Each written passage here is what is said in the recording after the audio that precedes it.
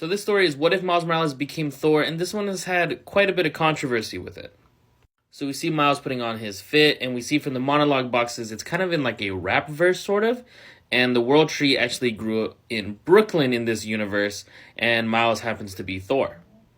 We see Miles walking around Asgard, which is referenced to be his hood. As he's walking through the city, there's a bunch of art all over the walls about his life and people praising him, but he's nervous because today is the big Jubilee party for his father.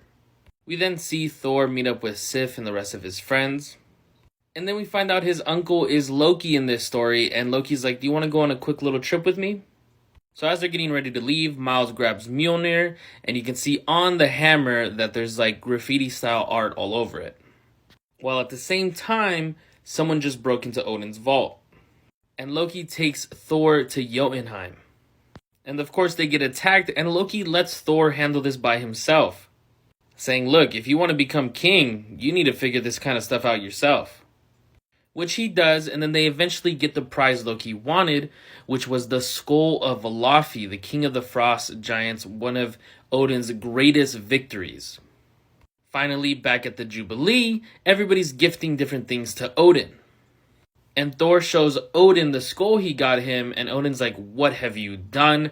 And Loki's like, let's liven up this party a bit, using the box that was stolen from the vault to revive the skull into the Frost King. And Miles starts getting whooped by it. Like, absolutely destroyed. And Loki's like, are you not going to help your son? And Odin's like, well, if he dies, it's on your hands. He already lost my faith because he trusted you to begin with. But Miles is able to break free and fight back, eventually taking down the Frost King. Later that night, Odin decides to banish Loki, and Loki's like, you could have had the crown, Miles, but you didn't want to listen to me.